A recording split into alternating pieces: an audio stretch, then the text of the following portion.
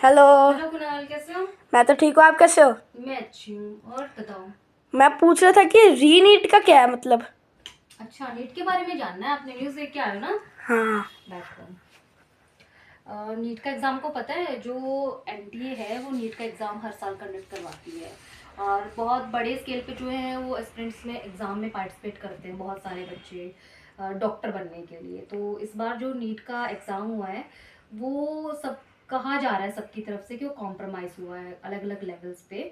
और जो इस हमारा विपक्ष है वो भी इस मुद्दे को बहुत ज़्यादा जोरों शोरों से उस बार संसद में उठा रहा है। इस बार जो एग्ज़ाम है वो 3 लेवल पे कॉम्प्रोमाइज़ हुआ है। सबसे पहले तो कहा जा रहा है कि जो एग्ज़ाम स्टेशन है, एग्ज़ाम सेंटर था, वो कॉम्प्रोमाइज़ हुआ है। उसमें जो है पेपर, और एक सेकंड लेवल जो है वो कहा जा रहा है कि जो एग्ज़ाम पेपर था, जो वो पहले ही बच्चों के पास में 2 या 3 दिन पहले ही आ गया था। पटना के अंदर एक एफआईआर भी इस पे में रिपोर्ट की गई है। और सेकंड जो ना थर्ड जो पॉइंट है वो है कि जो इस बार ग्रेस मार्क्स मिले हैं, इस बार टॉपर्स जो है बहुत ज़्यादा हैं। और एक ग्रेस नंबर्स जो है बहुत सारे बच्चों को दिया गया है। हालांकि सुप्रीम कोर्ट ने इसमें इंटरप्ट किया है और जो ग्रेस नंबर्स हैं वो हटवाए हैं इस सब के बारे में। तो मुद्दा ये है कि जो नीट का एग्ज़ाम है वो होना चाहिए या नहीं होना चाहिए। तो इस बार 24 लाख बच्चों ने जो है नंबर है जो 24 लाख बच्चों का, उन्होंने एग्ज़ाम दिए हैं। और नीट का एग्ज़ाम एक कोई छोटा एग्ज़ाम नहीं है, काफ़ी बड़े स्केल पे एग्ज़ाम होता है। और काफ़ी बड़े स्केल पे जो है बच्चे इसमें पार्टिसिपेट करते हैं, एग्ज़ाम देते हैं डॉक्टर बनने के लिए।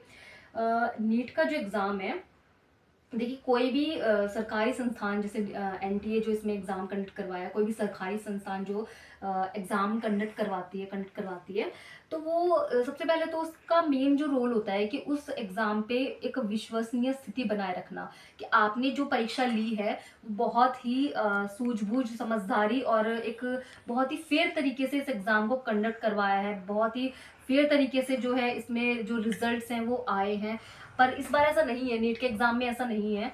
बच्चों का खुद का कहना है कि एग्जाम कॉम्प्रोमाइज हुआ है। तो अगर कहीं किसी भी एक बच्चे को लगता है, सबसे मेन इंपॉर्टेंट जो थिंक होती है किसी भी एग्जाम के लिए वो होता है कि हर एक पार्टिसिपेंट को, जो भी पार्टिसिपेंट्स रहते हैं उनको एक लेवल प्लेइंग फील्ड मिले, सभी को एक समांतर मौका मिले। कोई ये ना कहे कि मुझे इस वजह से ये मौका नहीं मिल पाया है या उस वजह से मुझे ये मौका नहीं मिल पाया। सबको एक लेवल प्लेइंग फील्ड मिलनी चाहिए। इस बार ग्रेस नंबर्स जो मिले हैं उसमें ग्रेस नंबर्स हटाने के बाद में बहुत कम मार्क्स हो गए हैं उन बच्चों के।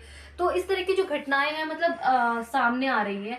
तो ग्रे मतलब कि एग्जाम जो है, मैं री नीट के फेवर में हूँ। हालांकि बहुत बच्चों का कहना है कि री नीट नहीं होना चाहिए, और इसके जो नुकसान जो कहे जा रहे हैं कि जो एकेडमिक कैलेंडर है वो बहुत शिफ्ट हो जाएगा काफ़ी ज़्यादा।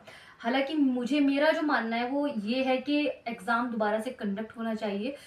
विश्वास जो है किसी भी सरकारी संस्थान पे और बच्चों के मन में, एक आम जन के मन में, मैं और एक आप जो आम जन है उनके मन में विश्वास बना रहना किसी भी सरकारी, किसी भी कॉम्पिटेटिव एग्जाम के लिए वो ज़रूरी है।